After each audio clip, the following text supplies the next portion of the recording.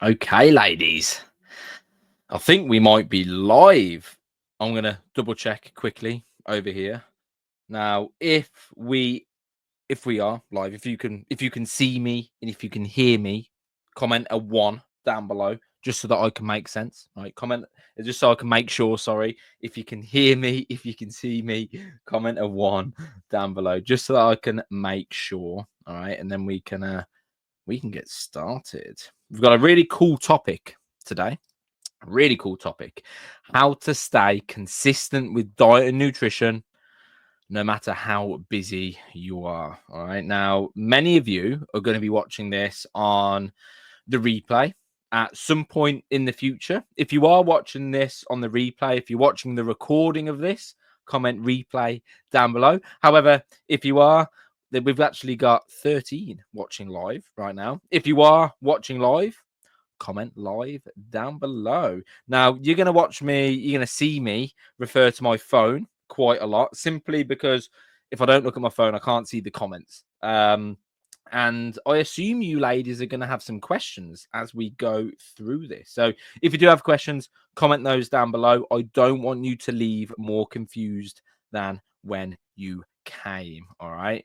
So any questions, please do just let me know. Now, most of you or many of you have been here for a long time. You know exactly who I am. For those of you that are new here or don't know who I am, my name is Chris Feekins and I am a type 2 diabetic specialist. My area of expertise is helping ladies just like you lose weight 30 to 40 to 60 pounds plus, lower your A1C to 5.6 and below, achieve clinical remission and get off meds for life. And I do that whilst showing you how you're able to, eat the foods that you love, right? Because any nutritional approach that requires a lot of sacrifice, that requires a lot of restriction, isn't going to work, right? It's just that simple, right? So we don't want that. We want we want a sustainable approach that we can actually stick to, right?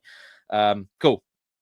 I'm just trying to get us up over here in the group quickly, and then we can get started. I can't actually find the video itself for some reason. Not too sure why. All right, cool. We'll have to get started anyway. Hopefully we are live. I just can't see us. Bear with me.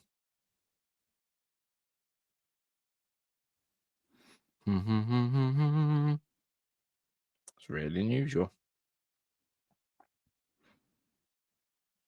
There we go. Okay, I found it. Apologies. Technical issues here. We are live. Good afternoon, Nicole, Amanda, Kelly, Lonnie. Welcome to the live. So let's get into it. Let's cut to the chase. So,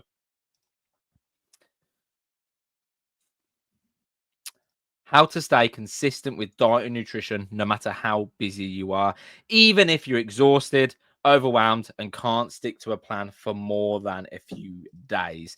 Now, straight, we've got a pretty cool cheat sheet that we're giving away, right? It's called the Consistency Code Cheat Sheet, which is the 5-minute morning ritual to stay consistent with food, even on your busiest days. If you want that, just comment cheat sheet down below and I'll get that over to you as soon as possible. However, the old way, hope for motivation, try to wing it. You skip a few meals, you get over hungry, so you eat whatever's fast. You feel guilty, and you start over on Monday, right? This leads to eating based on emotion or convenience. It leads to constant all or nothing cycles, and it leads to feeling like you're failing over and over again. We don't want this old way. We want this new way. You implement the 4 preparation pillars that we're about to go through. We eliminate decision fatigue. We plan with flexibility and stay on track even when life gets chaotic. This leads to 30, 40, 60 pounds plus lost without starting over every single week, consistent blood sugar control without obsessing, and you feeling calm, confident, and in control of your eating again. Now, a quick bold promise. I'm going to show you how to stay consistent with food, even if you're exhausted, overwhelmed, and constantly pulled in 10 directions.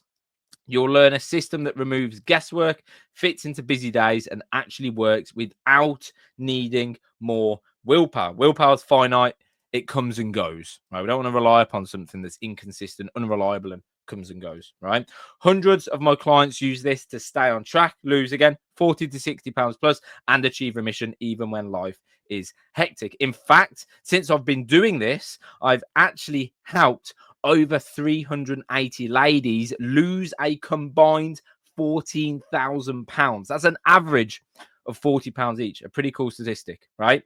Now, back to here. So step one is plan like a pro, the 80-20 rule. Step two is make the healthy choice the easy choice. Step three is front load your fuel. And then there's a bonus, and there's also a few other little bits, cool bits to go through too. Again, the consistency code sheet, cheat code sheet. If you want this, comment cheat sheet down below. This is the morning ritual, the 5-minute morning ritual to stay consistent with food, even on your busiest days. Now, before we get into this, just very quickly, who am I and why do I teach this? When I started coaching women with type 2 diabetes, I noticed something that not enough people were talking about. It wasn't lack of knowledge that kept them stuck.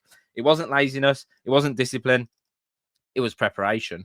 They'd start the day with good intentions and end it with fast food, skipped meals, and a side of guilt.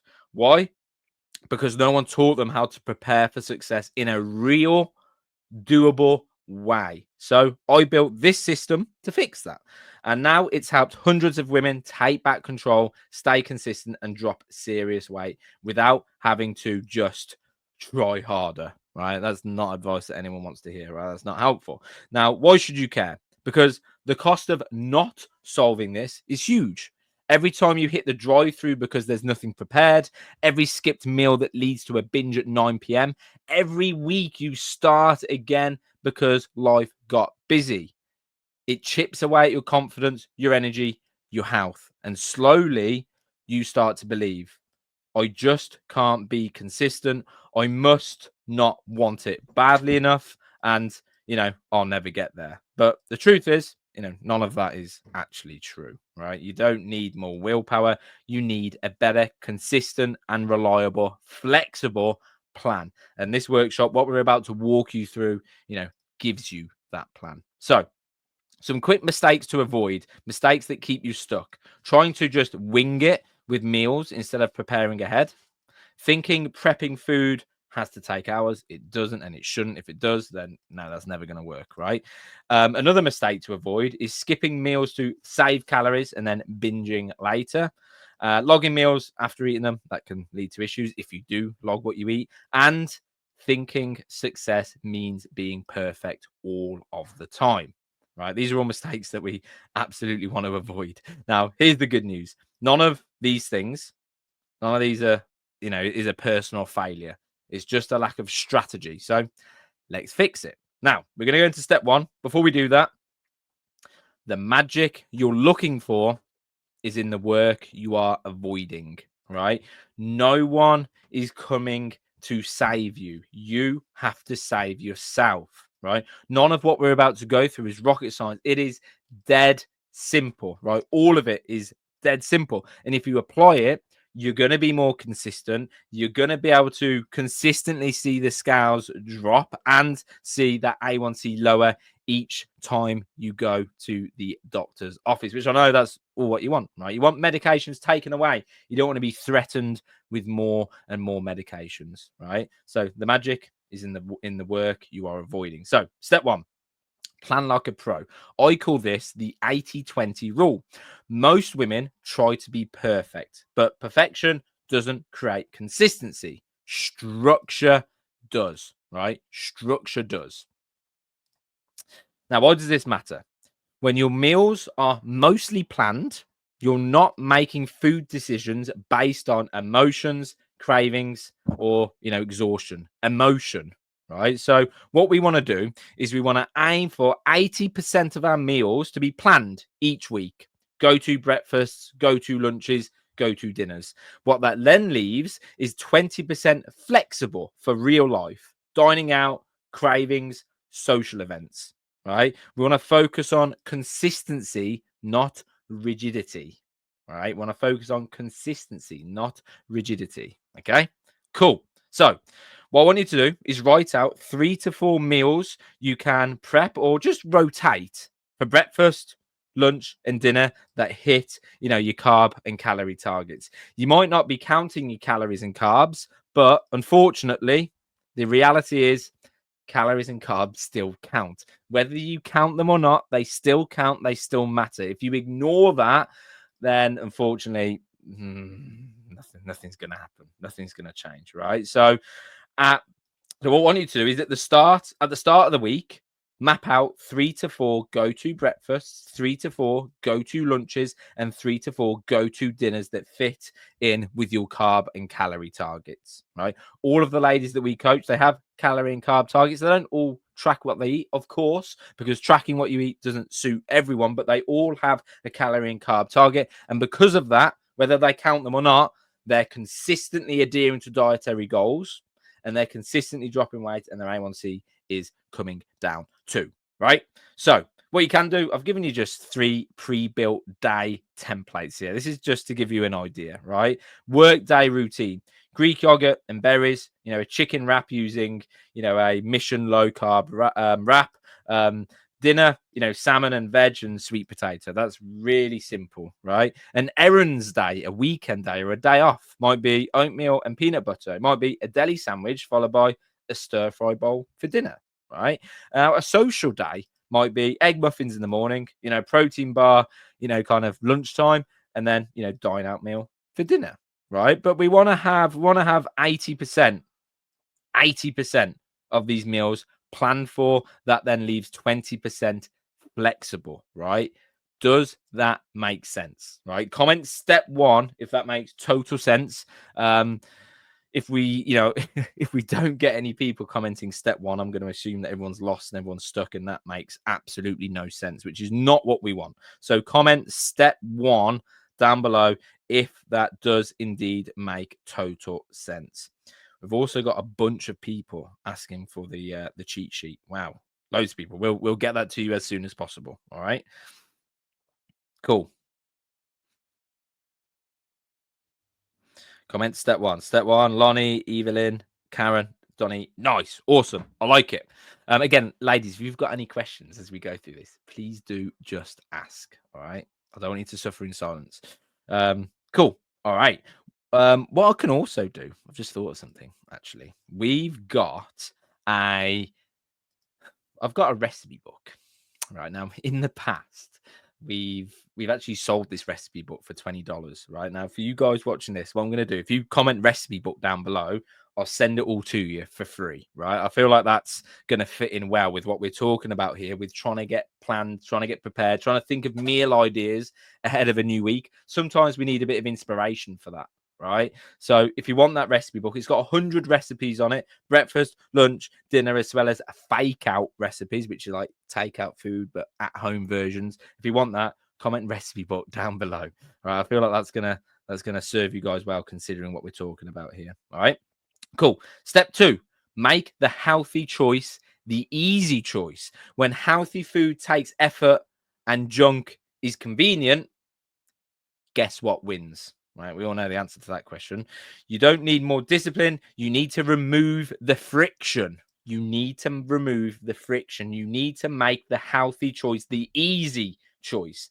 The more effort it takes to prepare a healthy meal, the less likely you are to stick to it, especially on busy days. Right now, you can do this however you want to do it, right? Some of the ladies choose to like pre-cook just 2 or 3 proteins ahead of the week, whether it's chicken, eggs, fish, tofu. You might cook that in bulk, right? That might help. Some of the ladies sometimes pre-chop, veggies over the weekend and box that up. It only takes you 10 minutes, right? What we want to make sure is that we've got easy carb controlled sides like pre-cooked rice or microwave rice or portioned out sweet potatoes, whatever that is, whatever it is that you like, right? And keep grab and go snacks on hand, whether it's boiled eggs, Greek yogurt, cheese sticks, protein shakes, etc. Right? The whole point of this step is to make the easy choice, the healthy choice, the easy choice. We need to remove friction. We need to make it as easy as possible.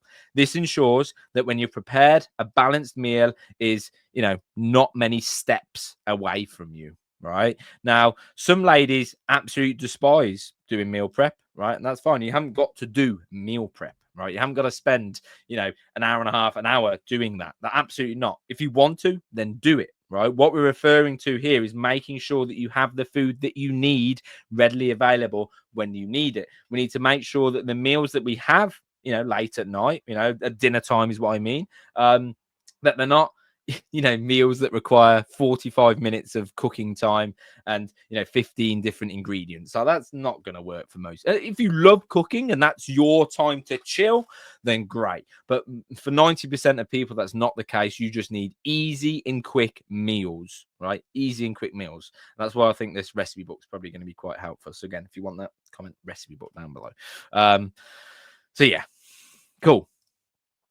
These try these 5 grab and go meals, rotisserie chicken and microwave rice with a bag salad, right? Turkey wrap and fruit cup, chicken stir fry from frozen vegged mix, boiled eggs, an apple and string cheese, protein smoothie with your favorite berries, whether it's raspberries, strawberries, blackberries, whatever, right? These are all very quick and easy meals that are going to allow you to adhere to your calorie and carb ranges, whether you count them or not. They still count. Like I said, they still matter, right? If you disregard carbohydrates, right, if you disregard them, your carbohydrate intake is going to be really high. And if your carbohydrate intake is really high, if you're eating 200 grams of carbs a day, that's going to cause an issue with blood sugars, right?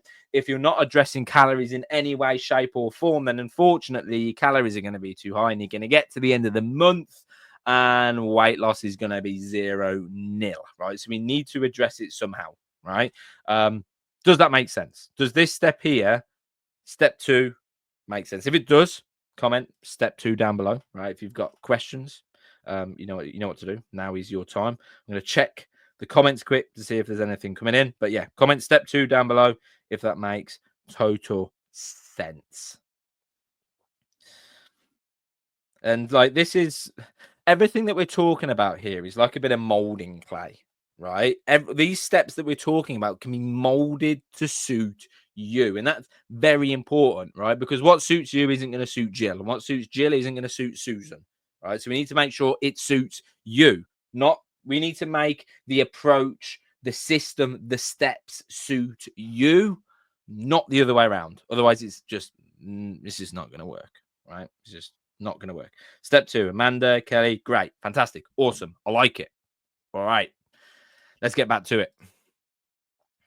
Step 3, eat before heading out for a long day. One of the biggest consistency killers is getting too hungry while you're out and about, leading to impulse decisions. You're busy, you haven't got much time.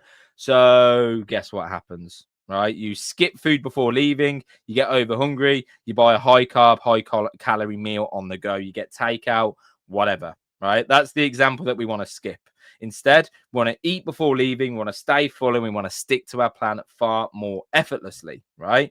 Always eat a balanced meal or snack if we know that we're going to be leaving the house for 2, 3, 4, 5 hours, right? If you're heading out for errands, work, or a social event, have something to eat beforehand, right? This keeps you full and makes it easier to say no to impulse snacks and drive through temptations. I see this all of the time, right?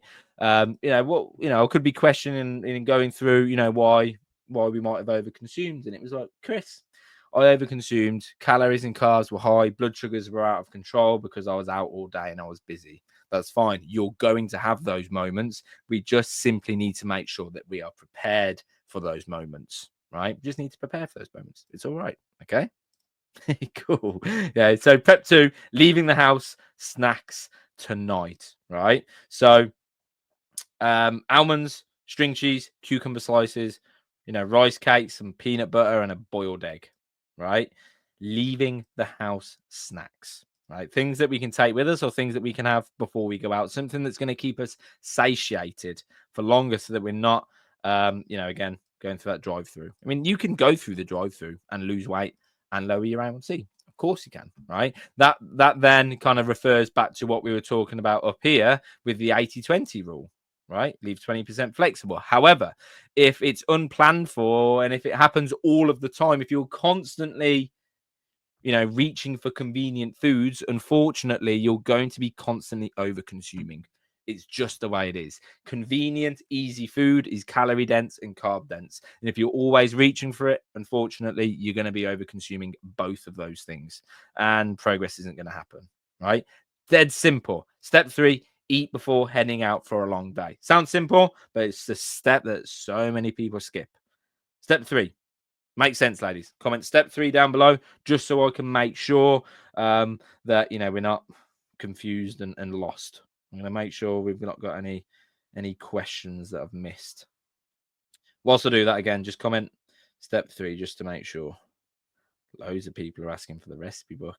I like it. Awesome. Those recipes as well, they're designed to be minimal ingredients, minimal prep time, minimal cook time. Right?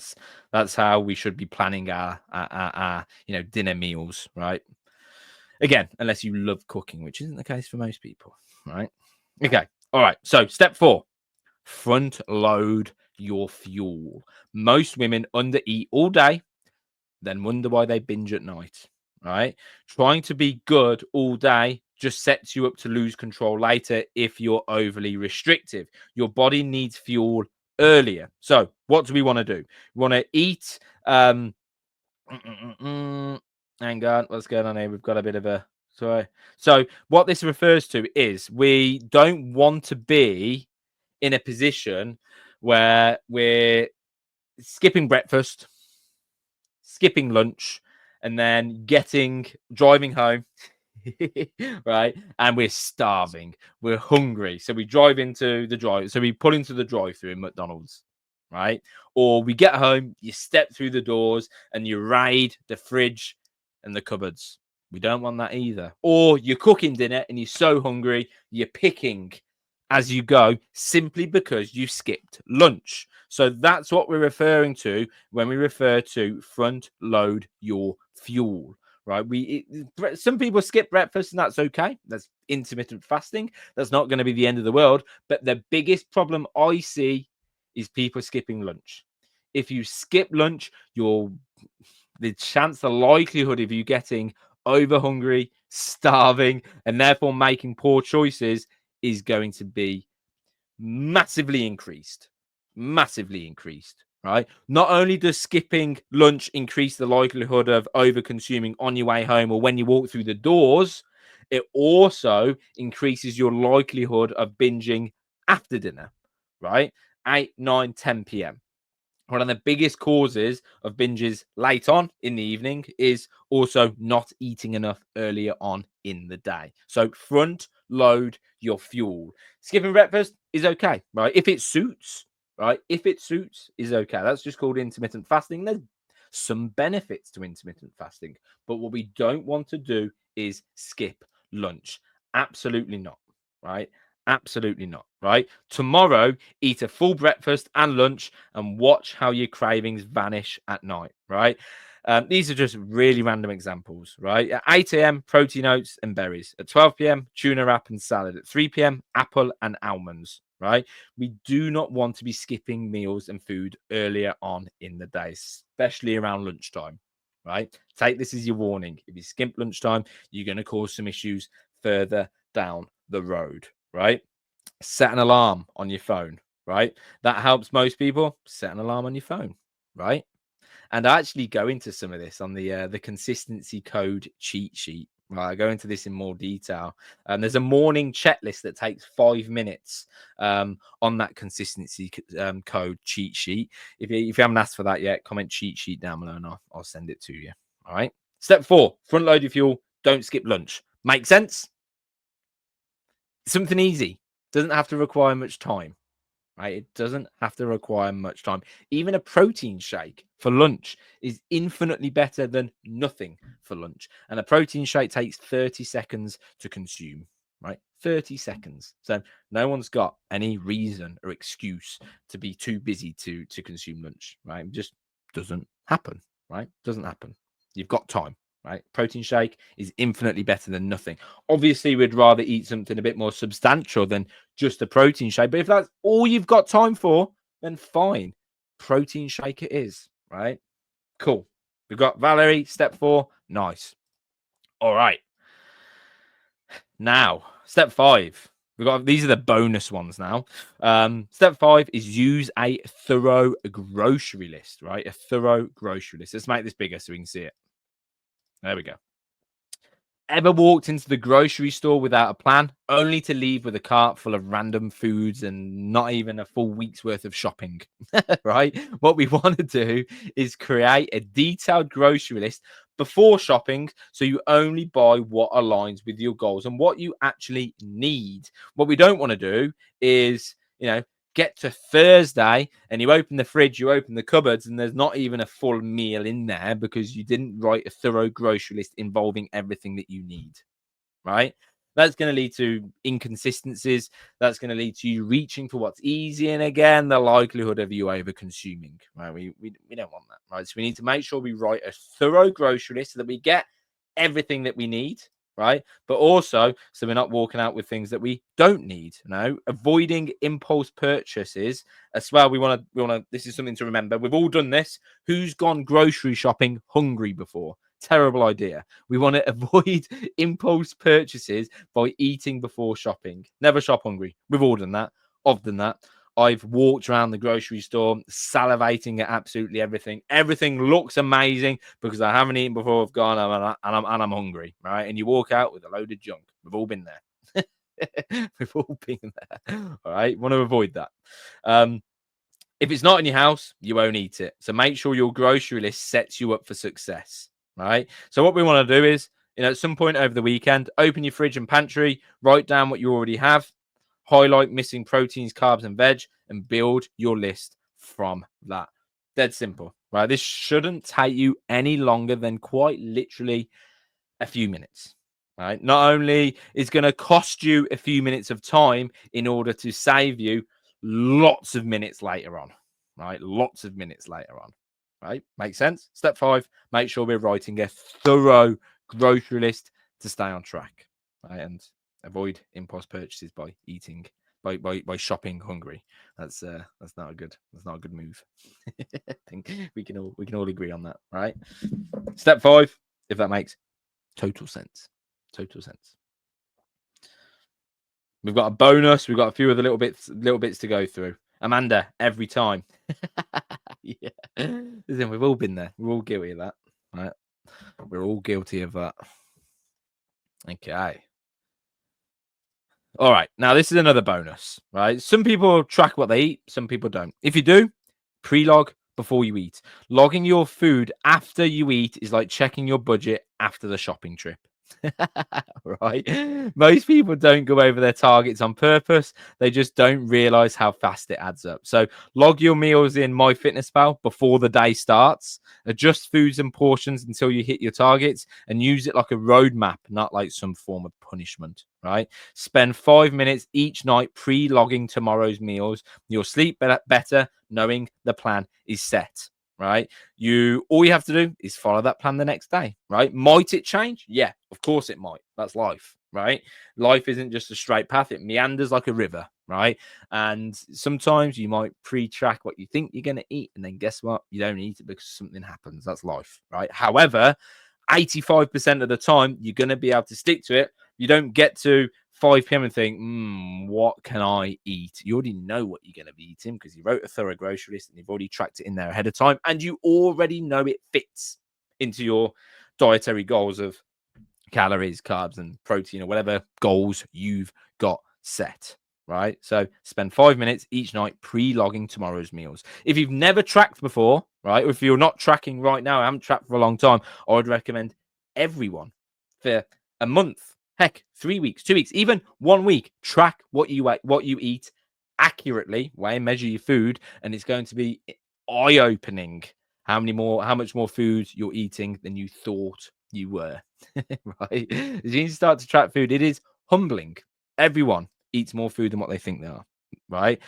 In fact, people underreport their calories by over 450 calories, right? They think they're eating, they actually end up eating 450 calories more a day than they think they are. And that's the difference between losing £1 a week and losing £0 a week. That's the difference, right? So that really can keep you stuck, right? So if you've not logged your food before, you don't have to do it forever, but it's just an eye-opening experience. You have to do it accurately, otherwise there's no point, right? You have to do it accurately. Do it for a week, whatever, right? And again, it's going to really shine some light on, where some extra little hidden calories are coming in. Track your butter, track your condiments, etc. It's going to take you not long, especially if you do it the night before, right?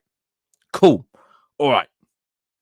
Now, what we've got to remember is that weight gain and type 2 diabetes is a symptom, right?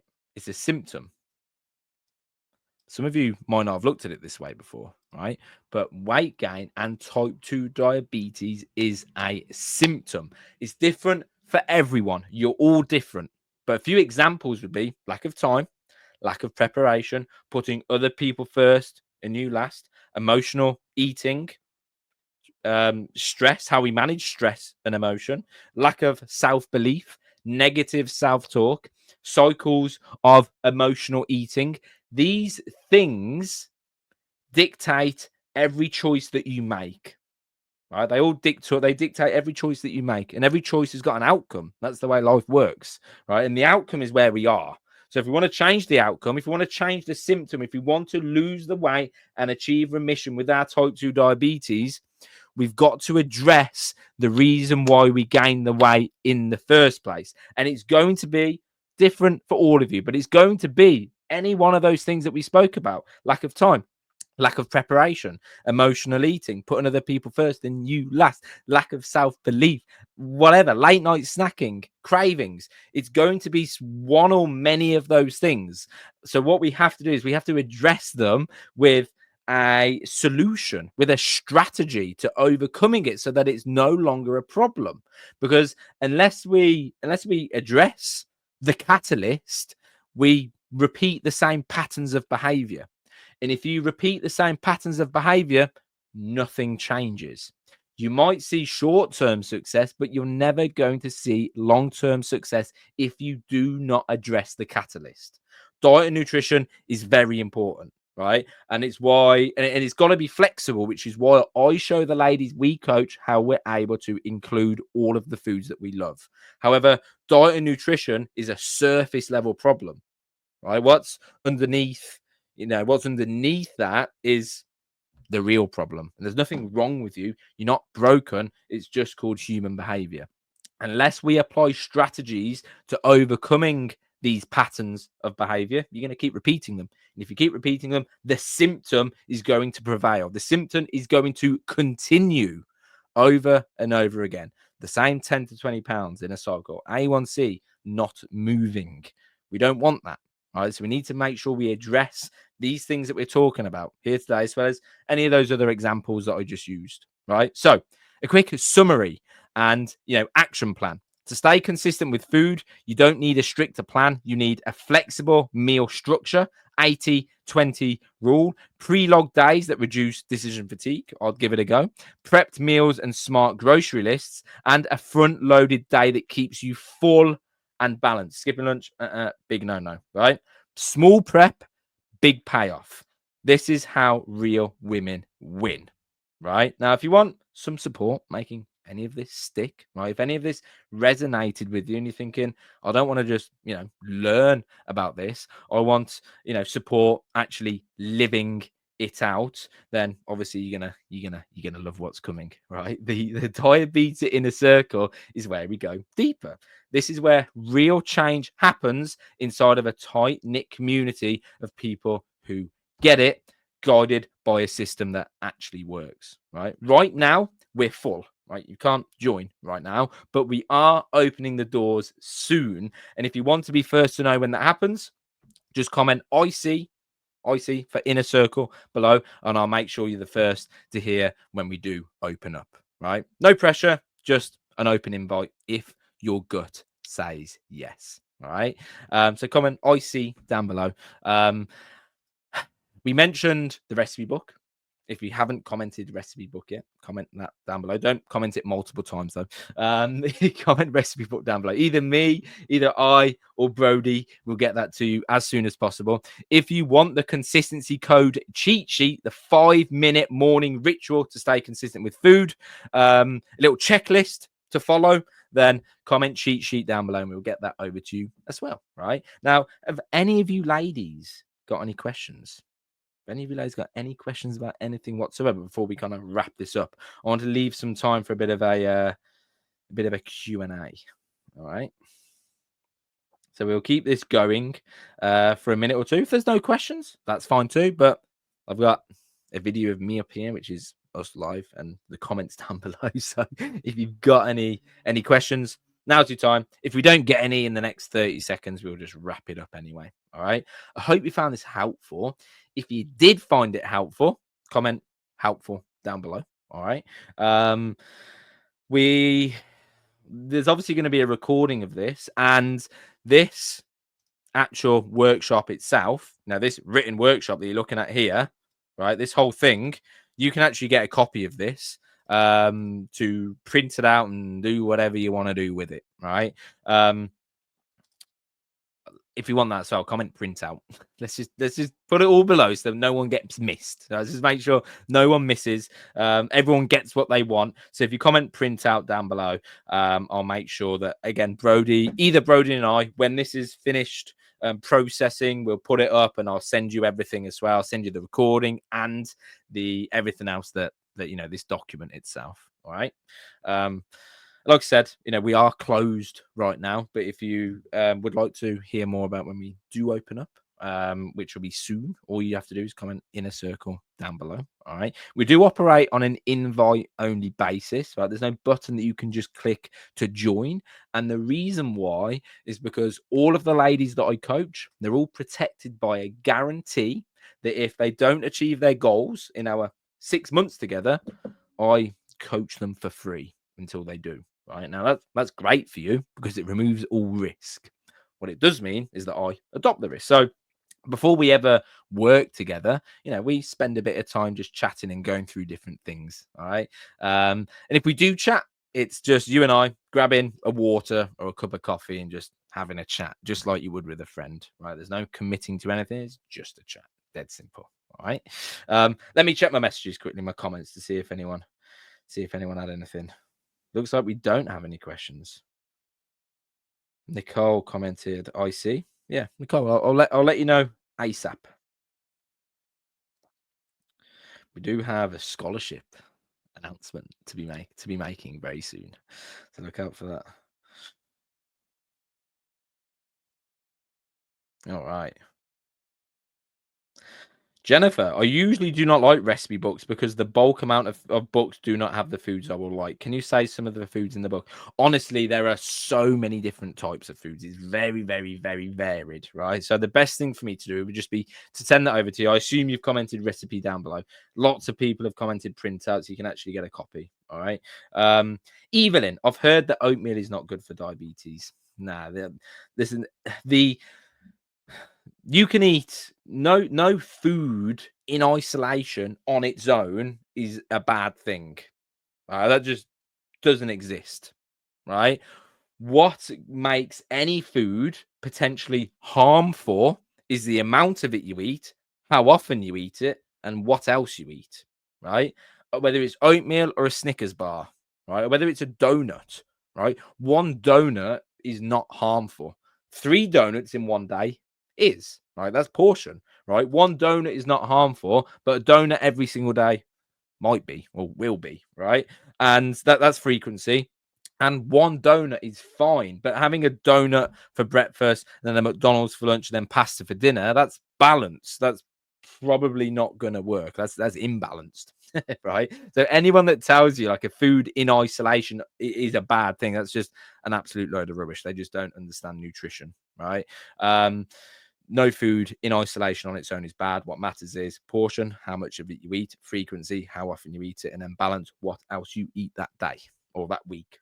Your diet as a whole, not just one food. One food is insignificant. It doesn't matter. It doesn't do anything. One donut isn't going to have any negative impact whatsoever long term, right? But again, 3 donuts today probably will do, or a donut every single day will do, or a donut and then lots of other, sweets that same day probably will too, right?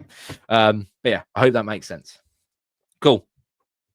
I think that's all the questions. Let's wrap it up then before the recording of this ends up being an hour long, and then people obviously don't want to watch it when it's too long, because again, this is about people who lack time, so we don't want to make it too long. Awesome. All right. Awesome. Valerie, when you follow his plan, it works. Thank you very much. All right, ladies, I'll speak to you soon. Any questions, either comment them down below. If you're watching on the replay, or just send me a one-to-one message. You know how to get me. All right. Have a fantastic day, and I'll speak to you soon. Take care.